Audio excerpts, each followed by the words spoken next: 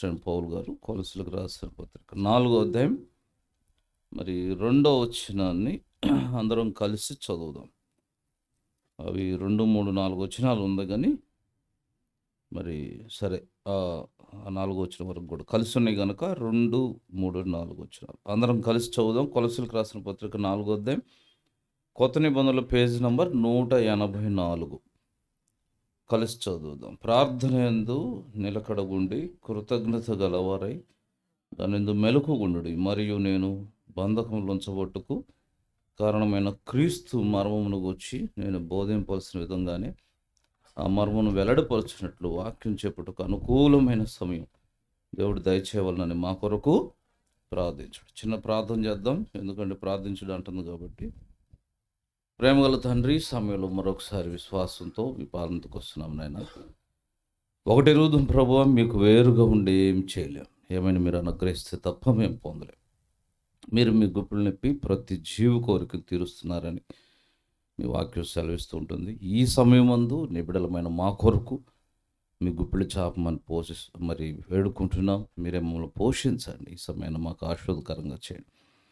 మీరే మహిమ పొందవలసిన కోరుతూ కీర్తన 115:1 మా కాదు యెహోవా, మా కాదు మీ కృపాస్థితిని బట్టి మీ నామానికి మహిమ కలుగును గాకని అవసరమైన విషయాలు, అవసరమైన మాటలు మాత్రం మా మధ్య ఉంచమని, 2 అంచుల ఖడ్గం నిలబడి నాతో వినని బిడ్డలతో మమ్మల్ని సంధించమని, ఓ నూతన పాత్సమని, పైవైపు మా గురి తిప్పమని మీకే మహిమ ఆరోపిస్తే యేసుక్రీస్తు ఘనమైన నామమున ప్రార్థించి అడిగి వేడుకొనిస్తున్నాం తండ్రి, ఆమేన్.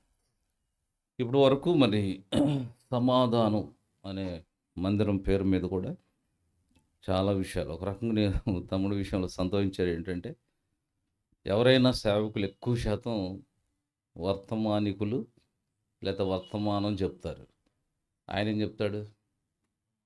ఏంది వర్తమానం చెప్తా అంటున్నాడు, ఆయన వర్తమానాలు చెప్పడా ఏంటి అనుకున్నారు. వర్తమానం చెప్పడానికి కాదు, ఆయన అంటే ఉన్న విషయం చెప్తున్నా, వర్తమానములు చెప్తారు. ఇదేందుకు చెప్తున్నట్టు ఆయన కోసం చెప్పట్లా. మనం కూడా చివరి దినాలు వాక్యంతో నింపబడాలి. నిజంగా నేను అనుకుంటాను, ఒకప్పటి పరిచర్య ఫలించడానికి ఇప్పుడు పరిచర్య డిస్టర్బ్ అవ్వడానికి శత్రువుకి ఎక్కువ చోటు కారణం ల్యాక్ ఆఫ్ గాడ్స్ వర్డ్. వాక్యపు లేమి అంటే మనసులో ఎరుగుంటే కుదరదు ప్రాక్టికల్గా, కానీ అదే సమయంలో వర్తమానం నిండి లేరు. నిజమే, ఈ దినాల్లో సేవకులు కూడా కదిలిస్తే అన్ని విషయాలు, ఎక్కడెక్కడ వార్తలు, ఎప్పుడు రాని ఇన్వెన్షన్స్, రాబోయే ప్రతిదీ అన్నీ మాట్లాడతారు. అయిపోయింది. అన్ని చరిత్రలు, అన్ని కథలు, అన్ని హిస్టరీలు, అన్ని లోక సంగతులు అన్నీ మాట్లాడతారు. వాక్య విషయంలో చాలా లేమిక, ఏదో చెప్పేసుకోవటం. కాబట్టి దేవుని వాక్య విషయంలో వాక్యంతో నింపబడడం అన్నది చాలా ప్రాముఖ్యమైనది. చూసారా, ఒక సమాధానం మీద ఎన్ని రకాల వర్తమానాలు దొరుకుతాయి. కాబట్టి అట్లా దేవుని వాక్యంతో నింపబడడం చాలా అవసరం. సరే, కొన్ని విషయాలు అట్లా అని చెప్పి నేను కూడా అంత సమయం తీసుకుంటాను అనుకోవద్దు. నాకు ఇవ్వబడ్డ సమయంలో ముగిస్తాను.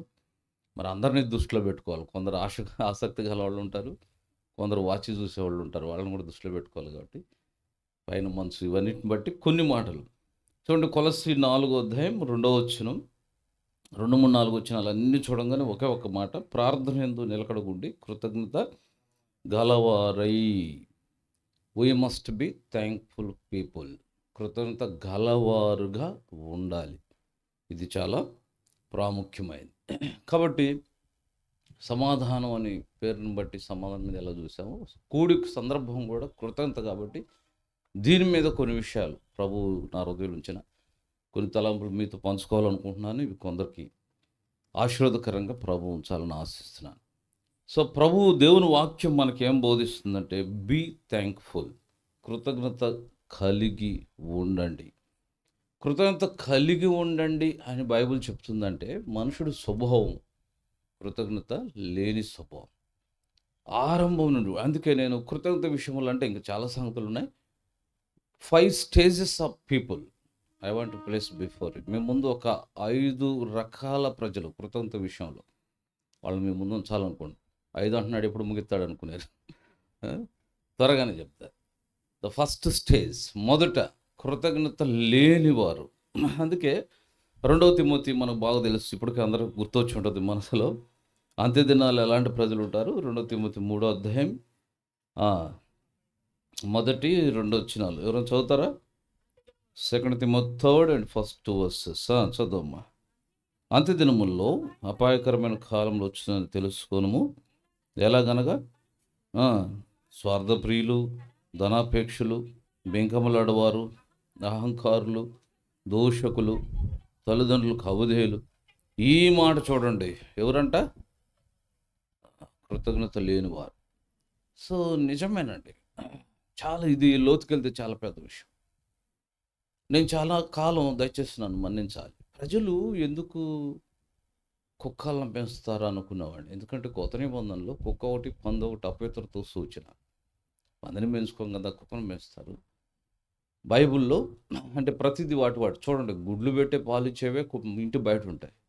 ఈ రెండు ఇవ్వనివి ఇంట్లో ఒంటి మీద ఎక్కుతున్నాయి. ఎందుకు ప్రేమిస్తారనుకున్నాడు. ఒక చోట ఒక ఆన్సర్ స్ట్రైక్ అయింది నాకు. ఏంటంటే ఒక ఆయన అన్నాడు, ఎందుకు ప్రేమిస్తామంటే మనుషులను ప్రేమిస్తే బ్రదరు కృతజ్ఞత లేని వాళ్ళు ఎన్ని మేలు చేసిన కూడా తిరిగి కీడు చేస్తున్నారు. ఓ ఇది అనుకోండి. కానీ మనిషి స్వభావం అవుతుంది అట్లని చెప్పి పెంచవచ్చు అని నేను చెప్పట్లేదు. మనుషుడు ఎంత అంటే నిజమేనండి. అందుకే లోకంలో సామెతలు చాలా పుట్టినాయి, మీకు బాగా తెలుసు నాకంటే. తిన్న ఇంటి వాసాలు లెక్క పెడతారు, అన్నం పెట్టిన చేయనే నరుకుతారంట, తల్లి దగ్గర పాలు తాగి వాళ్ళనే కొడతారండి. ఇది చాలా సంగతులు నిజమే. మనుషుడు అసలు ఎక్కడిదంత ఆది నుంచి కూడా మానవుడి స్వభావం, పాపాన్ని బట్టి మానవుడి నేచర్ కృతజ్ఞత. అసలు ఈ కృతజ్ఞత లేనివాడు ఎక్కడి నుంచి అంటే మొదట దేవుని దగ్గరే కృతజ్ఞత లేనివాడు. ఆదికాండం 3వ అధ్యాయంలో ఎందుకు దేవుడు వారిని తోటలోంచి వెళ్ళగొట్టాడంటే వారిని సృజించుకుని నిజంగా దేవుని ప్రేమ వర్ణించిన టైం చాలదండి. మనుషుడి మెదడు చాలదు, మనుషుడు హృదయం చాలదు, నీ ఆలోచనలు చాలు. ఒక ఆయన ఎవరు అన్నాడు, సముద్రం అంతా ఇంకులాగా చేసి ఆకాశం అంతా పేపర్ చేసి రాస్తే సరిపోద్దంట. రాస్తే సరిపోయేది, అసలు నీ ఊహ కందదు దేవుని ప్రేమ వర్ణించడానికి. అందుకే చూసారా, ప్రపంచంలో యేసు ప్రభు మీద రాయబడ్డన్ని పాటలు ఇంకెవరికి లేవు. అందులో దేవుని ప్రేమను గురించి రాయబడిన పాటలు అత్యధికమైన పాటలు. ఎందుకంటే ఎంత స్తుతించిన, ఎంత కొనియాడిన, ఎంత పొగిడిన, ఎంత వర్ణించిన దేవుని ప్రేమ తక్కువ. అసలు మనుషుడు ఊహకు మించింది. అందుకే చూడండి, దేవుడు మానవుని ఎంత ప్రేమించాడంటే సృష్టి అంతటిని చేస్తూ, అన్నిటినీ చేస్తూ దేన్ని తన రూపాన్ని చేయలేదు, కానీ ఒక్కటి తన రూపంలో చేశాడు. ఏదది? ఆదికాండం 1వ అధ్యాయం మనకు తెలుసు, 26, 27, 28 వచనాల్లో దేవుడు తన స్వరూపమందు తన పోలిక చొప్పున నరుణ్ణి, అసలు ఎంత అద్భుతం తెలుసా, ఎందుకు తన స్వరూపం చేశాడు ఎప్పుడైనా ఆలోచించారా? ఇప్పుడు ఒక హ్యాండ్ బ్లౌజ్ ఉంటుంది, హ్యాండ్ బ్లౌజ్, రబ్బర్ బ్లౌజ్. ఎందుకు అది హ్యాండ్ షేప్లో పెట్టారు? నట్లు, బోల్ట్లు, జామెంట్ రాళ్ళు అవి చేసుకోవడాక. హ్యాండ్ షేప్లో ఎందుకుంది? కాబట్టి హ్యాండ్ పెడితేనే దాని యొక్క పర్పస్ కంప్లీట్ అవుతుంది. చూసారా, మనిషి షర్ట్ కుట్టించుకుంటాడు, ఎవరి సైజు వాళ్ళదే. ఆ సైజు వాళ్ళు వేసుకుంటేనే, మనిషికి దొడితేనే పర్పస్ కంప్లీట్. మనిషి ఒక్క తీసుకెళ్ళి కుక్కకో ఇంకో దానికో ఎలిక్కో దొడితే కుదరదు, కంప్లీట్ అవ్వదు. హ్యాండ్ బ్లౌజ్లో హ్యాండ్ పెట్టినప్పుడే కంప్లీషన్ వస్తుంది, దానికి పరిపూర్ణత. దేవుడు మానవుడు తన స్వరూపంలో చేయడంలో దేవుని ప్రధాన ఉద్దేశం, దేవుడు మానవుల్లో నివసించాలని కోరుతున్నాడు. నేను అన్ని వచనాల్లోకి వెళ్ళలేదు. మొదటి ప్రాముఖ్యమైన తలంపు ఏంటంటే, ప్రేమ స్నేహితుడు సోదరుడు, మానవుడు పాపాన్ని బట్టి దేవుని కృతజ్ఞత రహితుడు. లోకంలో మనుషుల దగ్గర ఇవన్నీ తర్వాత విషయాలు, మొదట దేవుని దగ్గరే తప్పిపోయాడు. అందుకే 2 కొరింథీ 5వ అధ్యాయంలో ఇందాక మనం సమాధానం అనే విషయం వినేటప్పుడు కూడా అపోస్తలుడైన పౌలు గారు ఏం బతిమలాడతాడంటే, దయచేసి మీరు దేవునితో సమాధాన పండని మిమ్మల్ని వేడుకుంటున్నానంటాడు. దేవుని నుంచే కృతజ్ఞత రహితుడుగా, విరోధిగా, దేవునికి విరోధిగా మారి దేవునికి దూరం అయ్యాడు. అందుకే 2 కొరింథీ 5:18 చూడండి, సమస్తమును దేవుని వలన ఆయన మనల్ని క్రీస్తు ద్వారా తనతో సమాధాన పరుచుకొని ఆ సమాధాన పరిచి ఇప్పుడు మాకు ఇచ్చాడు అంటూ కింద ఇది వేడుకునేది. 20 వచనం ఏది ఎక్కడ? కావున దేవుడు మా ద్వారా వేడుకున్నట్లు మేము క్రీస్తుకు రాయబారులమై, ప్లీజ్ దేవునితో సమాధాన పడండి, క్రీస్తు పక్షమున మిమ్మల్ని వేడుకుంటున్నాం, దయచేసి మిమ్మల్ని బతిలాడుకుంటున్నాం. We're ambassador of Christ, please దేవునితో సమాధానపడు. దేవునికి విరోధి, దేవుని ఎదుట కృతజ్ఞత లేని మానవుడు. దేవుడు నిన్ను నిర్మించుకుంటే, తన మహిమనిస్తే, తన పోలికనిస్తే, తన సృష్టి అంతటి కంటే నేను ఇంకో విషయం తెలుసా, ఈ సృష్టి అంతా లేకుండా కూడా దేవుడు ఉండగలడు. కానీ నిన్ను అంత అత్యధికంగా ప్రేమించి నీ కొరకు సమస్తం ఇచ్చాడు. సృష్టి అంతా మనుషుడి కొరకు, దేవుడికి అవసరం లేదు, నువ్వు దేవునికి కావాలి. కానీ విచారం ఏంటంటే మనుషుడు దేవుణ్ణి మరిచి, దేవుణ్ణి విడిచి, దేవునికి దూరంగా దేవుణ్ణి పట్టించుకోవడం, కనబడే సృష్టి వెనకాల పరిగెత్తున్నాడు. ఇది ప్రాముఖ్యం అనుకో. బంగారం అని, వస్త్రాలను, వేయడం, డబ్బులని, బిల్డింగ్లని, ఆస్తులని. అందుకే 2 కొరింథీ 4:17-18 చెప్తుంది, దృశ్యమైనవన్నీ అదృశ్యములు, అదృశ్యమైనవే నిత్యములు, దృశ్యమైనవన్నీ అనిత్యములు, అదృశ్యమైనవి నిత్యములు. ఏవి కనబట్టలేదు అవి శాశ్వతమైనవి, నిలిచేవి. నువ్వు అవునన్నా కాదన్న స్నేహితుడు, సోదరి, మనం కాదన్నందువల్ల ఉన్నాయి, లేకుండా పోవు. ఏవి ఈరోజు కంటికి కనబట్టలేదో ఒకరోజు అవి ఉన్నాయి, వెలుగులోకి వస్తాయి, వాటిని నువ్వు చూస్తావు. పరలోకం, నరకం నిజం, వాస్తవం, దేవుడు వాస్తవం, నిత్యత్వం వాస్తవం. మరణంతో జీవితం అయిపోవట్లేదు, మరణంతో శాశ్వతమైనది ఉంది, నిత్యత్వంలోకి వెళ్ళాలి. అందుకే బైబుల్ అంటుంది, death it's a door for everybody's అంటుంది. మరణం అనేది ఇది ఒక దూరం, తల్లి గర్భం అనే దూరంలో కూడా వచ్చిన ప్రతి మనుషుడు మరణ దూరంలో కూడా వెళ్ళిపోవాల్సిందే. ఇది జీవితం అయిపోవటం కాదు, మరో అసలైన జీవితం ఆరంభం అవడం. అందుకే పాపం మానవుని దేవునికి దూరం చేసి కృతజ్ఞత రహితుడిగా చేసింది. అలా జీవించాలని ప్రభు కోరుకోవట్లేదు. దేవునికి కృతజ్ఞత గలవారు కావాలి, కృతజ్ఞత గలవారే ఉండుడని బైబిల్ చెప్తుంది.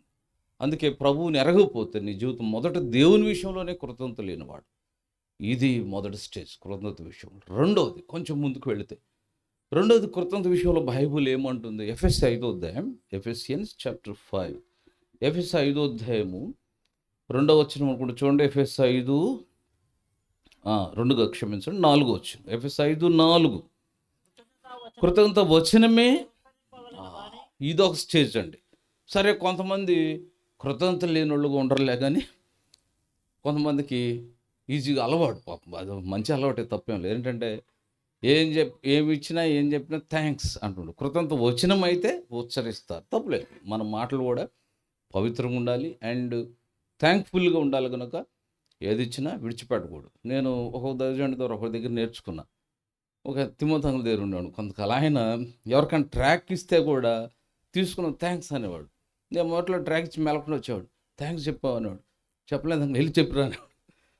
ముందు చెప్తే బాగుండు, కానీ మళ్ళీ వెళ్ళి చెప్పి రావడం పెద్ద కష్టంగా ఉండేది. అయినా కూడా చేసేవాడు. తర్వాత ఇప్పుడు అలవాటైంది. ఇప్పుడు తెలియకుండా ప్రధానికి థ్యాంక్స్ ఉంటుంది. మనం చేసిన మేలుకు కూడా థ్యాంక్స్ అంటే, అదేంటంటే మీరు చేసి నాకు చెప్తారంటారు కొంతమంది. అంటే ఉద్దేశం ఏంటంటే, ఓకే, కృతజ్ఞత వచ్చిన ఉచ్చరించడం అది ఇదొక స్టేజ్. అసలు కృతజ్ఞత లేని వాళ్ళకంటే కృతజ్ఞత వచ్చిన థ్యాంక్స్ అని చెప్పడం కొంత ఎదిగిన స్టేజ్, మంచిదే. అందుకే ఏదేమైనా మనము ప్రతి విషయంలో ప్రభువుకు కృతజ్ఞత ఎప్పటికప్పుడు వెంటనే ఇమ్మీడియట్గా కూడా హృదయంలో వ్యక్తిగతంగా చెల్లించడం మొదటి విషయం, మంచిదే. ఇంకో స్టేజ్ ఉంది, కొంచెం పైకి వెళితే వీళ్ళ మీద బెటర్. అసలు కృతజ్ఞత లేని వాళ్ళకంటే థ్యాంక్స్ చెప్పడం మంచిది. వీళ్ళకంటే ఇంకొంచెం పైకి వెళితే, అంటే మన జీవితంలో కూడా ఇది వాస్తవం అండి. థ్యాంక్స్ ఈజీగా నోటితోనే కాబట్టి థ్యాంక్స్ అంటాం, కృతజ్ఞతగా చెల్లించమంటే కష్టం అనమాట. దానికంటే కొంచెం పైకి వెళ్తే చూడండి, 105వ కీర్తన, Psalm 105, 105వ కీర్తన, 105వ కీర్తన, 105వ కీర్తన మొదటి వచనం. 105వ కీర్తన మొదటి వచనం ఏముంది? యెహోవాకు కృతజ్ఞతాస్తుతులు. చాలు. 106వ కీర్తన మొదటి వచనంలో కూడా యెహోవాను స్తుతించుడి, యెహోవా దయాళుడు, ఆయన కృతజ్ఞతాస్తులు. సో బైబిల్లో చాలా చోట్ల గివ్ ప్రైజెస్ ఆఫ్ థ్యాంక్స్ అన్నమాట. కృతజ్ఞత స్తుతులు చెల్లించడం అంటే స్తుతించుడు ద్వారా, ఆరాధించుడు ద్వారా కూడా కృతజ్ఞత చెల్లించడం మంచిదే. కాకపోతే అది కూడా హృదయంలోంచి రాకపోతే మళ్ళీ పెదవులతో అయింది. మత్తయి 15:7 అదే అంటాడు. మార్క్స్ 7:7 కూడా 9 అదే అంటాడు. ఈ ప్రజలు పెదవులతో నన్ను ఘనపరచుదురు. సరే, ఏదేమైనా ఏ విషయానికైనా హృదయపూర్వకంగా కృతజ్ఞతాస్తుతులు చెల్లించడం, ఊరికనే జస్ట్ థ్యాంక్స్ అనే దానికంటే అది కొన్నిసార్లు మనుషుల విషయంలో సరిపోతుంది, కానీ దేవుని విషయంలో నువ్వు వ్యక్తిగతంగా హృదయపూర్వకంగా పూర్ణ మనసుతో స్తుతించడం, ఆరాధించడం చాలా ప్రాముఖ్యమైనది. నేను అనుకుంటా విశ్వాసలంగా మనం మరీ కృతజ్ఞత లేని వాళ్ళం ఉండవాలి, కానీ థ్యాంక్స్ అంటాము, అవసరమైతే ఆరాధన కూడా చేస్తాం. ఎందుకు ఉచితమే కదా. ఇది కూడా తేలిక అలవాటు పడ్డాం, నేర్చుకున్నాం. అది కొన్నిసార్లు క్వాలిటీ లెస్గా ఉన్నాయి, క్వాలిటీగా ఉన్నాయి. వర్షిప్ కూడా చేస్తాం. కొంతమంది అలవాటు పడ్డ పదాలు ఏం చేస్తున్నాం వాళ్ళకే తెలియదు. రికార్డ్ పెట్టినట్టే ఉంటుంది క్యాసెట్. ఎప్పుడు అవే పదాలు వాక్యం వర్తమానం ఆయన ఏమన్నా చెప్పుకొని ఎలాంటి వర్తమానికుడు రా వీళ్ళ ఆరాధన మాత్రం మారదు. ఏ? పాత దినాలు క్యాసెట్లు ఉండే ఎన్నిసార్లు పెట్టినా అది అదే వస్తుంది, ఎందుకంటే అందులో ఉంది అదే అనమాట. వాక్యం బేస్తూ ఉంటుంది. సో కృతజ్ఞత స్తుతి ద్వారా చెల్లించడం, ఆరాధన ద్వారా కృతజ్ఞతాస్తులు చెల్లించడం, ఇదొక మెట్టు. ఇది థర్డ్ స్టెప్, మూడవది. ఇంకొంచెం పైకి వెళితే this is fourth step. What is that? నాలుగోది చూడండి, ఇదే 100వ కీర్తన. Very good, thank you. 100వ కీర్తన 4వ వచనం. సేవకులకు మైండ్ ముందుగా రన్నింగ్ అవుతూ ఉంటుందా ఏదైనా వర్తమానం అంటే? ఓకే, 100వ కీర్తన 4వ వచనం ఏముంది? కృతజ్ఞతార్పణలు చెల్లించచ్చు ఆయన గుమ్మముల్లో. ఇది ఇది కొద్దిగా కష్టం కదా. చాలామందికి నేను అనుకుంటే ఈ దినాల్లో సంఘాల్లో కూడా ఆఫరింగ్ మీద కానీ, అర్పణల మీద కానీ, దశంభాగాల మీద వాక్యం వినటం కూడా ఇష్టం లేదు. ఇంకొక కొన్ని తప్పు అపోహలు అండి క్రైస్తవులు, తప్పు అపోహలు. లేఖన వాస్తవం వేరు, మన అభిప్రాయాలు వేరు. కొందరంటే అసలు కొందరు అదొక హాస్యంలా అంటారు. నేను అసలు ఎప్పుడూ కానుకల గురించి మాట ఎత్తనంటారు. బైబులే చెప్తుంటే నువ్వు చెప్పడం ఏంటంటే బైబిల్లో చెప్పవా? నీ సొంత మాటలు చెప్తావా? బైబిల్లో చెప్పడం ఇష్టం లేదంటే నీ హృదయం దేవుంది కాదు. అదొక గొప్పలాగా చెప్తారు. ఒకడు సాక్ష్యం చెప్తా, అది చెప్తా. అసలు కానుకలు జోలికే వెళ్ళను, కానుకల గురించే మాట్లాడను అంటున్నాడు. You are not God servant అని చెప్పాను. బైబుల్ మాట్లాడితే నువ్వు మాట్లాడడానికే. ఇక్కడ ఉద్దేశం నీకు కావాలన్న ఉద్దేశంలో చెప్పవద్దు, కానీ దేవునికి అలా ఉండాలనేది నేర్పించడానికి చెప్పాల్సిందే. బైబుల్ ఏం మాట్లాడే దేవుడు కానుకలు పిచ్చాడు ఒకలా. సో అందుకే దీని మీద కూడా చాలా వచ్చినాడు, అన్నీ ఒక వచనమే చూపిస్తున్నా. జస్ట్ 100వ కీర్తన 4లో ఏమంటున్నది? కృతజ్ఞతార్పణలు చెల్లించు. ఎక్కడ చెల్లించమంటున్నాడు? అది కూడా లోపల కాదు, రాకముందే. సరే, ఇది ఒక పెద్ద సబ్జెక్టు. కొంతమంది దేవాలయాలు బయట పెట్టడం కూడా బైబిల్ నుండి తీసిన విషయాలు అవి నిజంగా. ఎందుకంటే నువ్వు వచ్చినాక మళ్ళీ వెళ్ళిపోద్దు దొరకవు కాబట్టి. ఒకటి బుద్ధి ఇవ్వడం అంటే కష్టం అనమాట. అసలు అలాంటి సిస్టమ్ కూడా పెట్టాలి. చెల్లించినాక లోపలికి రాలి కృతంత స్థుతులు పాడుతూ ప్రవేశించాల్సింది కూడా ఉంది. కృతంత అర్పణలు చెల్లించు లోపలికి రావాలి. అంటే విషయం ఏంటంటే దేవుని చాలా కొన్ని మాటలు ఉన్నాయి, అయితే మన భాషలో కాదు. అసలు మీలో ఎవరు ఒట్టి చేతులతో దేవుని సన్నిధిలో కనపడొద్దు అని కూడా ఉంది. ఇవన్నీ ఉద్దేశం ఏంటంటే ఆయనకేమో కొదువై కాదు, ఆయన ఇంటి పరిచర్య క్షేమార్థం యాజకులను పిలిచి నియమించాడు, వారికి జీవనం అదే. కాబట్టి దేవుడు ఆ నియమం నీకు నేర్పించుట కొరకు చెప్పిన షరతులే. ఆయనకేదో ఆయనకి ఏమీ తక్కువ లేదు. ఆకాశ మహాకాశములు పటచం, భూమి దాని సంపూర్ణతయు యెహోవావే. కాబట్టి అందుకే కృతజ్ఞతార్పణలు, దిస్ ఇస్ ఫోర్త్ స్టెప్. 4వది ఎదగాలి ఖచ్చితంగా. ఇంకో విషయం తెలుసా? ప్రతి విషయంలో కృతజ్ఞతార్పణ చెల్లించాలండి. నా మటుకు నేను చెప్తున్నా, అంటే బోధించకంటే చెప్పాలి కాబట్టి. చిన్న విషయం, మాకు ఒక అనారోగ్యంలో ప్రభు స్వస్థపరిస్తే కూడా నేను వ్యక్తిగతంగా ఆ విషయంలో కొంత కృతజ్ఞతార్పణ చెల్లిస్తాను.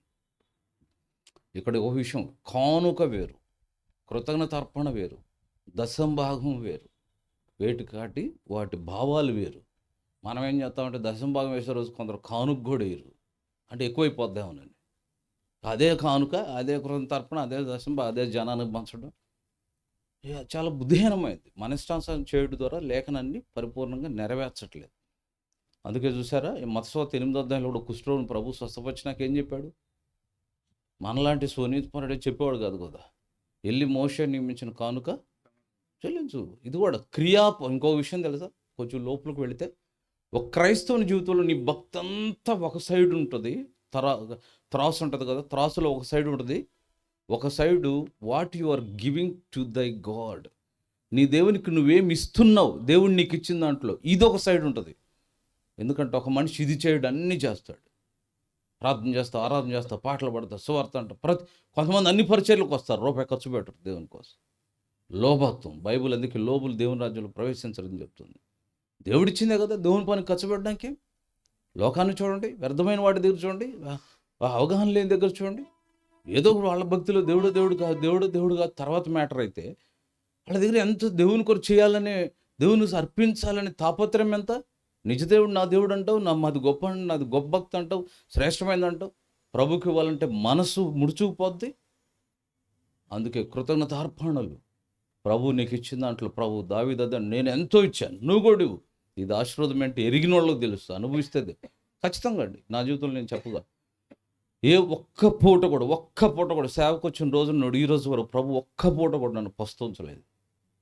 ఏ విషయాల్లో నాకు అవసరమైన పరిధులు ఏ విషయాల్లో కొదువు చేయలేదు. నా పిల్లల విషయంలో, చదువులు, ఏదైనా విషయమే నాకున్న దాంట్లో, ప్రభు ఇచ్చిన దాంట్లో ప్రభు భాగాన్ని ఈరోజు స్టిల్ టుడే ఐఎమ్ ఫాలోయింగ్. చెప్పడం కాదు విశ్వాసులకి. కాబట్టి ప్రభు నియమాల్లో, వాక్య విషయాలు ఎప్పుడు నమ్మకం ఉంటావు. ప్రభు నీ విషయంలో తప్పువాడు. ఇది 4. 5 ఇది ఒక మాట చూసి నేను ముగిస్తాను, నాకెప్పుడు సమయం అవుతుంది. Finally, lastly and more importantly, యెషయా గ్రంథం 57వ అధ్యాయం, book of Isaiah 57th chapter. యెషయా గ్రంథం 57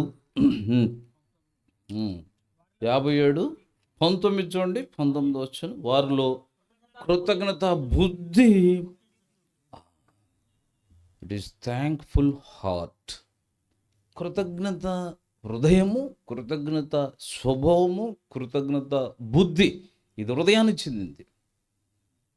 ఆర్ యూ థ్యాంక్ఫుల్ పర్సన్? కృతజ్ఞత బుద్ధి కలిగి ఉన్నావా? కృతజ్ఞత హృదయం ఉందా? కృతజ్ఞత స్వభావం కలిగి ఉన్నావా? సరే, లోకం విషయం పక్కన పెడితే దేవుని విషయంలో కృతజ్ఞత బుద్ధి ఏంటి? కృతజ్ఞత బుద్ధి, అవునండి నేను దశమలు, కొంతమంది వీటిల్లో ఆనందపడతారు. దశంభావం, అమ్మ నాకు ప్రాణం మీదకి వచ్చిన కరోనా అయినా, కరువు కష్టమైన దశంభావం మాత్రం అంతవరకే సరిపోదు. ప్రాక్టికల్గా ఇది చేస్తూ ఆత్మీయంగా తప్పు ఉంటారు. కృతజ్ఞత బుద్ధి చాలా సంగతులు ఒక్క మాట చెప్పాలనుకోండి. ఏంటి కృతజ్ఞత బుద్ధి అంటే? యోహాను సువార్త 8వ అధ్యాయంలో పాపాత్మ స్త్రీని ప్రభు క్షమించినాక ఏమన్నాడో తెలుసా? జాన్స్ గాస్పెల్ 8th చాప్టర్, యోహాను సువార్త 8:11 వచ్చాను, 11th వర్స్. ఆమె లేదు ప్రభు అన్ను. దానికంటే 10 వచ్చాను, 10-11 చదువు. ఏ స్థల అయితే చూచి, అమ్మ వారెక్కడ ఉన్నారు, ఎవరు నీకు శిక్ష విధింపలేదా అని అడిగినప్పుడు ఆమె లేదు ప్రభు అనెను. అందుకేసు నిన్ను నీకు శిక్ష విధింపను. ఓకే, ఈ లాస్ట్ సెంటెన్స్ ఇస్ మోస్ట్ చాలా ప్రాముఖ్యమైనది. నేను శిక్ష విధించట్లా, నువ్వు వెళ్ళి ఏం చేయి, నీవు వెళ్ళి ఇక పాపము చేయుకుమని ఆమెతో. This is thankful heart, this is thankful life. దేవునికి కృతజ్ఞత కలిగి ఉండడం అంటే ఏంటి చెప్పండి? వాక్యాలు పెట్టుకోవడం ఏంటంటే, లేకపోతే ఊరికి దశంభా వరకు కరెక్ట్ మెయింటైన్ చేసుకోవడమా? కుటుంబ ప్రార్థన వరకు కరెక్ట్. ఇంకో విషయం చెప్పమంటారా? బాహ్యంగా అనుసరించేవన్నీ భక్తి అండి. దేవుని భయం అనేది హృదయానికి చెందింది. భయం లేని భక్తి నిష్ప్రయోజనమైంది ఖచ్చితంగా. కొంతమంది స్వార్థలు కూడా చేస్తారు, పత్రికలు విపరీతం పంచుతారు, ఆత్మీయంగా భ్రష్టులు అయి ఉంటారు. నేను చాలామంది చూశాను, దగ్గరగా చూశాను. ఆత్మీయంగా భ్రష్టులు, అలవాటు పడ్డ విషయాల్లో నిష్ఠులు, వీటిలో దిట్ట. బాహ్యమైన భక్తి విషయంలో ఎంతో యాక్టివ్గా ఉండి దేవునికి ప్రభువుకు నమ్మకంగా లేకపోతే నీ అంతరంగ జీవితంలో భ్రష్టుడు అంటే కృతజ్ఞత లేనివాడువే. అందుకే మన లోపల కృతజ్ఞత బుద్ధి, ఆమెకు శిక్షించడానికి రాలి, నేను శిక్షించట్లా, విడిచిపెడుతున్నా కాదు. ఒకటి, కృతజ్ఞత కలిగి బ్రతుకు. నేను పరిశుద్ధుడు, నువ్వు పరిశుద్ధ. ఏమన్నాడు అక్కడ? ఇకను పాపం జోలికి వెళ్ళొద్దు, పాపం చేయొద్దు. అందుకే బైబిల్ అంతా అదే అంటుంది. మత్తయి 5:8, హృదయ శుద్ధి గలవారు ధన్యులు, గ్రీకులు వారే దేవుని చూస్తారు, వారే దేవుని చూస్తారు. 1 పేతురు 1:14, నేను పరిశుద్ధుని గనుక మీరును, సింపుల్గా అనలేదు, సమస్త ప్రవర్తన యందు ఉందా? నేను పరిశుద్ధుని గనుక మీరును సమస్త ప్రవర్తన యందు పరిశుద్ధులు. You must be holy in all activities, in all the views, అన్ని కోణాల్లో. In your sight, in your hearing, listening, in your talking, in your walking, whatever it is. నీ నడత, నీ ప్రవర్తన, నీ కళ్ళు, నీ చూపు, నీ ఆలోచన, నీ ధ్యానం ప్రభు ప్రతిష్ఠించబడదు. ఇంకో మాట చెప్పాలంటే బాహ్య ఇంద్రియాలు, ఆంతరింద్రియాలు, జ్ఞానేంద్రియాలు, కర్మేంద్రియాలు, పాపం ఇంద్రియాల్లో నివాసం చేసేది. ప్రతి ఇంద్రియం పాపానికి channel, it's a channel to the sin. ఈ ఇంద్రియాలన్నీ ప్రభు కొరకు పరిశుద్ధత కొరకు ప్రతిష్ఠించకపోతే you are not holy person. కొన్నిసార్లు కొన్ని విభాగాల్లో పరిశుద్ధత మెయింటైన్ చేస్తూ అనేక విభాగాల్లో తప్పు ఉంటాం, దేవుని రాజ్యాన్ని పోగొట్టుకుంటాం.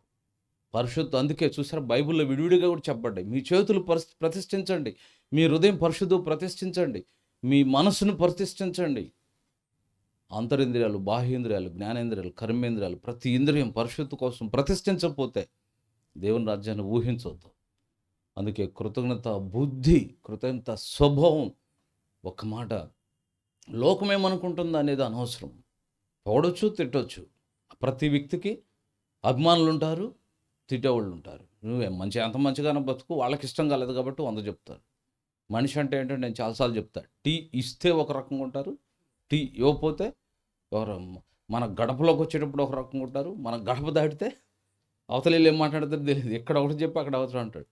అనా నువ్వు చూద్దామని వచ్చా అంటాడు. అవతల వీడు ఇంకా చావలేదు అంటుంటాడు. మనిషి సాయంత్రం ఒకటి మాట్లాడితే ఉదయం ఒకటి మాట్లాడతాడు. ఉదయం ఒకటి మాట్లాడితే సాయంత్రం ఒకటి ఎప్పుడు ఎవరైతే మాట్లాడుతుంది మనుషులు మారుతారు. అందుకే మనిషి అంటేనే మారతాడు. మనిషిని నమ్మడానికి లేదు. మనిషి పక్కన పెట్టు, ప్రభు ఎదుట ఎలా ఉన్నాం? ప్రభువుకు నమ్మకంగా ఉన్నామా? ప్రభు కోరినట్టు బ్రతుకుతున్నావా? మన రహస్య జీవితాన్ని ఎరిగినోడు, నీ ఒంటరి జీవితం ఎరిగినోడు, నీ పొలంలో, నీ ఆఫీసులో, నీ ఉద్యోగంలో, నీ కాలేజీలో, నువ్వు పనిచేసే స్థలంలో నీ జీవితం నీ దేవుని ఎదుట ప్రభు తృప్తిపడేది ఉందా? అందుకే మనస్సాక్షి దేవుని ప్రతినిధి. నీ మనస్సాక్షి నీ మీద నేరారోపణ చేస్తుంటే ఏ విషయాలైనా ప్రభువుకి ఇష్టం విడిచిపెడదాం, ప్రభు ప్రతిష్ఠ చేసుకుందాం. ఈ యానివర్సరీ సంవత్సరంతో ప్రభు కాపాడు నిజంగా చాలా గొప్ప విషయం. ఎంతోమంది నేను గమనించాను, సొంత తలంతో ఆవేశంతో ప్రారంభించి చివరికి విడిచిపెట్టి మళ్ళీ పరిగెత్తే వాళ్ళు. ఆ సంవత్సరం ఈ సంవత్సరం ఆ సంస్థ ఈ సంస్థ పరిగెత్తే వాళ్ళు బొచ్చు. నాకు ఈరోజు కూడా ఒక ఆఫర్, ₹1,00,000 ఇస్తే చాలు 2 పెద్ద సంఘాలు చూపించారు. 1,00,000 కాదు, ఉన్నా కూడా ఇవ్వను, డబ్బులు లేవని అబద్ధం ఆడకూడదు కాబట్టి ఉన్నాయి కానీ ఇవ్వనని చెప్పాను. వెళ్ళను కూడా చెప్పాను, ఇస్తా అన్న చెప్పిన వెళ్ళరు. విషయం ఏంటంటే ప్రభు కొరకు నిలిచి ఉండడం, ప్రభు కొరకు పనిచేయడం అన్నోళ్ళు ఈ పని ప్రభు ఈరోజు కూడా కొనసాగించడం, కొద్దిమంది దేవుని బిడ్డలను ఇవ్వడం. ఒక మంచి మాట విన్నాం ప్రారంభంలో, మేముగా వెళ్ళి ఎవరినై రమ్మని పిల్లలు, ప్రభు మాకు ఇచ్చి సామాను బట్టి ప్రారంభిస్తాం, వచ్చిన వాళ్ళని కాదాను. ఖచ్చితంగా అలా విశ్వాసంతో దేవుని వైపు చూసి పనిచేసినప్పుడు ప్రభు సమకూర్చాడు. దీన్ని బట్టి ప్రభుని ఎంతో స్తుతించాలి. అంతకంటే మించి మనందరం ప్రభువుకు కృతజ్ఞమై బ్రతుకుట ఎంతో ప్రాముఖ్యమైంది. ఆ మాట జ్ఞాపం పెట్టుకొని దయచేసి ప్రభువుని దుఃఖపరచవద్దు. ఏమంటే ఊరికే చేతు బైబిల్ మొయ్యడానికి కాదు ఇచ్చింది, పాటించడానికి. కనపడిన దేవుణ్ణి చూపించే, కనపడే దేవుని వాక్యం దేవుని ప్రతినిధి. అందుకే యోహాను మొదటి ఆదియందు వాక్యముండును, వాక్యం దేవుని ఎద్దుండును, వాక్యము దేవుడు. దీనికి భయపడపోతే, దీన్ని పాటించకపోతే నువ్వు దేవుని ప్రేమిస్తున్నావు అనుకుంటే అబద్ధం అంటాడు దేవుడు. ఒక ఆజ్ఞలను గైకొనకుండా నన్ను ప్రేమిస్తున్నానంటే అబద్ధం అంటాడు. దేవుని వాక్యాన్ని బోధించడం కంటే పాటించడానికి పూనుకుందాం. పాటించడం నీ జీవితంలో ప్రాముఖ్యమైనది ఎంచుకో. ఎవరు చేస్తున్నారో లేదు అనవసరం. ఎవరికి వాళ్ళు, నా మట్టుకు నేను, నా మట్టు. దావీదు ఆ మాట అంటాడు, నా మట్టుకు నేను, నా మట్టుకు, నా మట్టుకు. పౌలైతే నేనైతే అంటాడు. It's personal dedication, personal walking అనమాట ట్రూ క్రిస్టియన్ లైఫ్. కాబట్టి మనం వ్యక్తిగతంగా ఈ దినాల్లో అభివృద్ధి చూసామంటే అందరూ తప్పిపోయే వాళ్ళే ఎక్కువ. కానీ నీ మట్టుకు నువ్వు, నా మట్టుకు నేను ప్రభు వైపు చూసి ప్రభువుకు నమ్మకంగా అప్పగించుకుంటే ఆశగల ప్రాణాన్ని ప్రభు నడిపిస్తాడు, తృప్తిపరుస్తాడు. ఓరోజు ప్రభువుని కలుసుకుంటాం. ప్రభు కోరినట్టు ప్రభువుకు కృతజ్ఞమై ఉందాం. ఆ విషయంలో ప్రభు మనందరినీ ప్రతిష్ఠించునుగాక.